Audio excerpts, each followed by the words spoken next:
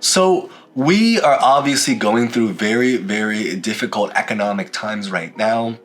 It was predicted, you guys might have seen one of the last videos I made where we talked a little bit about how Americans are now expected to run out of money relatively soon because of the trajectory of where they're going. A lot of people are starting to lose money and dip into their savings account day by day. So it's been a very, very difficult time.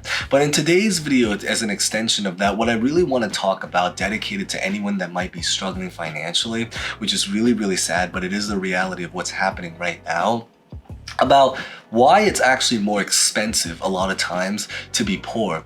I want to maybe also add some personal anecdotes and stories because I'm also someone that for a period of time worked a lot of minimum wage jobs.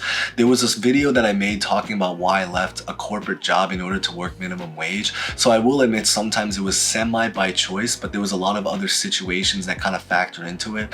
I already talked about in that video, so I'm going to leave that video at the very, very end screen after you watch this video that you can check it out, why I left my corporate job to work minimum wage. And the idea really is that for a period of time, I had to live very, very poor. And so I kind of experienced a lot of these things firsthand, which is why today's video, as just mentioned by the title, is going to be about why it's more expensive to be poor. So that being said, we're just going to start the video on the spot. But as always, if you guys enjoy videos like this, like, comment, subscribe, hit the bell. If you guys have been here for a while, thank you guys so much. If you guys are brand new here, welcome. It's so great to have you guys. Consider joining the community. So with that being said, let's get this video started. So the first reason why it's actually a lot of times more expensive to be poor than it is to be rich is really going to be about job benefits. And I don't see a lot of people talking about this one, so definitely hear it out. But the idea is that when you work a very, very high paying job, not only is it obvious that they're going to be making a lot more money than people working low wage jobs, but a lot of high paying jobs also come with a lot better benefits. If you happen to work at a FANG company, so Facebook, Apple, Google, Amazon, anything in that world, many times, and many large companies, they're able to receive things such as like not only better benefits, but things such as like free food, free gym, free memberships, free, events, free parties, free things in general, just so many free things, to really be able to share. And so because of that reason, not only are their benefits better, but because they're able to receive so many of these benefits, it also means that they don't have to spend their own money on that thing. The food one is especially true because food is one of the highest cost of expenses right now, especially with inflation and everything that's happening right now. It means that food prices have gone over the roof and all the way high shooting, very, very expensive. But if you happen to be rich and you're working at a very high paying job, you have access to free food.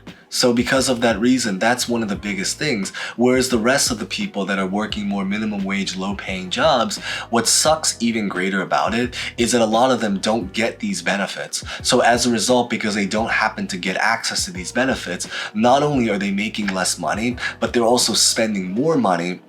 Because they don't have these benefits, now they have to buy it themselves. And that just makes matter on two ends just worse. And that's one of the biggest things, which probably leads on to the second thing to really be able to share about why it's more expensive to be poor is really because of groceries and because of the way that groceries, and I guess you can say food and groceries, and because of the way that the food system and the groceries and the cost of everything is structured inside of our country.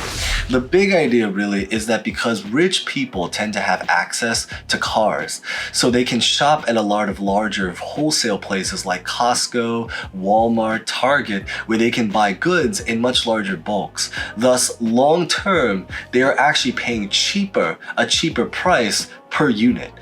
Someone that happens to be poor might only be able to, afford to buy a 6-pack of a can of soda, but if you happen to be rich, you can buy a larger pack, maybe a 40-pack of soda, and because of that reason, while you are paying more initially, you are paying a lot less per unit. And additionally, because they happen to have cars, a lot of richer people tend to have much nicer and better cars and more efficient cars, even more specifically. It means that they can actually physically buy more of it, as opposed to those that have to rely on public transportation. That includes me, sadly, because I live in New York City and most of us do not have cars, so we have to rely on public transportation as well.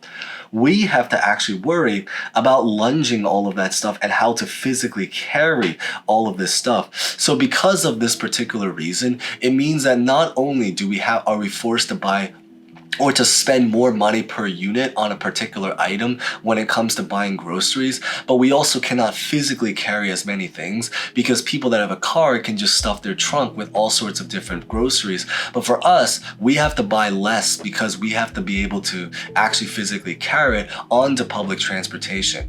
It definitely does not help the fact that a lot of people that happen to live in poorer areas also might have to rely on those like smaller bodegas and supermarkets, and obviously prices at a lot of bodegas and supermarkets tend to be higher than the prices at a lot of these whole places, such as Walmart and Costco, Walmart and Costco, and Target as well. So that's one of the biggest ideas to why it's so much more expensive to be poor than it is to be rich, which probably is going to lead on to one of the other very, very important costs, which is going to be the cost of healthcare. Why this is particularly related is that because a lot of poor people do not have access to good nutrition and good food, it also means that the probability of them to go through health situations and problems actually goes up. So if you are not able to get nutrition, especially because, as they say, nutrition happens to be the fuel for the body, because that's how you energize your body. And if you don't happen to have access to that, then it means that your health is more likely to go and deteriorate because of that particular reason. And because of that particular reason, it also means that healthcare is going to be more expensive for poor people. So not only is it true that rich people tend to benefit because they're able to get better benefits at their physical job, like mentioned from the first point, better healthcare, but it also means that the actual probability that they're going to need better healthcare is also lower in rich people, and the probability that you're going to need better healthcare is actually greater in a lot of poor people because of that, even if it happens to be in the form of mental health, because a lot of poor people have to go through the struggle where the struggle is really, really real, through mental health, because they're not able to, they're always having to have to worry about how to put bread on the table, how to be able to afford things, how to pay for the typical goods and services and everything like that. And that just makes matter even worse. And when people don't have access to the proper amount of funds or money to be able to pay for the necessities such as healthcare and food, what makes it probably leading on to the next point to make it even more tragic and worse is that now they're going to have to rely on borrowing money. And borrowing money is one of the other ways that makes it even more expensive to be poor, because it means that not only are you not able to buy things up front, but it also means that you have to potentially now take out a loan. And that also means that if you have to take out a loan by borrowing money, you're actually paying more long term, because now you have to pay for the increase of interest rates, especially in this economy, because we are living through an economy right now where interest rates are just through the roof and very, very skyrocket high. It just definitely does not help the situation in any way, shape, or form, for most Americans at least, that are going through this particular struggle right now, which is really, really sad, but it is the reality of what's happening right now. When you're rich, you happen to have a larger sum of money, so you can pay for a lot of things up front. You can pay for your car up front, you can pay for college tuition up front for your kids, your family, or for yourself if you happen to be a college student. You're able to, you don't have to borrow money. You're able to buy everything, at the full price, at the regular price for what it is on the front. But if you happen to be someone that has to take out a loan, whether this happens to be an auto loan, mortgages are a little bit more interesting because that's something that even rich people have to take out, but certainly things such as auto loans, nonetheless, mortgages, student loans, tuition, borrowed money, credit card debt, that's another very, very big one, credit card debt, you're going to be paying interest rates. And they're very, very high right now. And if you're paying interest rates on a lot of these things, it means that long term, a lot of poor people are actually paying even more money for the same thing that a lot of rich people are able to get for less money. And that probably goes on to the final point, which is probably going to be one of the biggest things that I don't see a lot of people talking about either. And it's really going to be everything related to one of the ways that it's more expensive to be poor, because it's not only that is it more expensive to be poor because of the actual physical cost of goods, but it's also more expensive to be poor because of time. Because a lot of times, time, they say, is one of the most valuable asset, because as time goes forward, there's no way to go backwards. And one of the biggest benefits to being rich is that a lot of times, if you happen to be rich, you probably happen to make a lot of money, obviously, but you also probably happen to make a lot more money per time spent. So a lot of times when you're poor, you're more likely to have to take up side hustles, to take up a second job, to take up other kinds of things or methods and ways to make money. And as a result, it also costs a lot more time. So when you happen to be poor, a lot of times you might have to work longer hours to be able to sustain and make the same amount of money.